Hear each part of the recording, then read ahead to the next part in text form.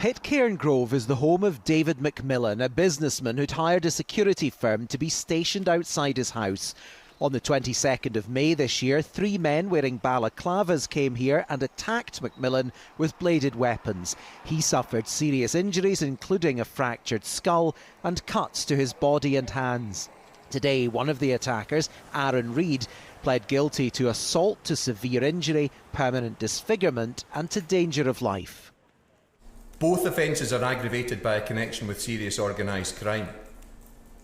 The agreed narrative confirms that the background to both offences is the well-reported feud between organised crime groups in Edinburgh, which is being investigated by Police Scotland in Operation Portaledge.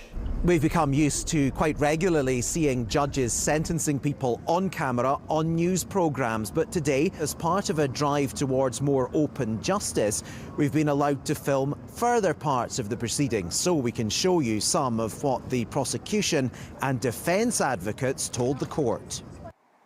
CCTV was played to the court showing the attack. The Crown Office told us it's too violent to be released, but the Advocate Depute narrated the events. The security guard sounded his horn, which alerted McMillan, who exited his home in possession of machete or similar weapon. McMillan walked over his front garden onto the roadway and towards the stationary Land Rover. As he did so, 3 individuals exited the Land Rover in possession of machetes, and the accused was one of those. 3 of the individuals approached McMillan and struck him to the head and body with the machetes in the pavement outside 1 Pitcairngrove. And McMillan began shouting, and I quote, "You're going to kill me, you're going to kill me."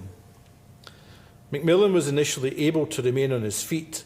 However, in defending himself against the assailants using his machete to fend off numerous blows, he ended on his knees on the ground. Reid also admitted that 3 weeks later he fired a gun at a house in Walter Scott Avenue, which was previously occupied by someone with a connection to organised crime. His advocate offered this on his behalf. The offences occurred during a chaotic period in the accused's life, dominated by his abuse of alcohol and drugs, which does not mitigate his behaviour in relation to either incident, but perhaps provides context for his lack of judgment in agreeing to become involved in what was primarily a dispute involving others. Reid has numerous previous convictions, including for violence, and was only released from prison in February. It is necessary to punish you and to seek to deter you and others from behaving in this way, and to protect the public from you. Extreme acts of planned, targeted and wanton violence like this on the streets of Scotland will simply not be tolerated. The courts will continue to make it clear that offences connected to serious organised crime will be met with significant sentences. Aaron Reid showed no reaction as he was led away to begin 8 years and 4 months in jail.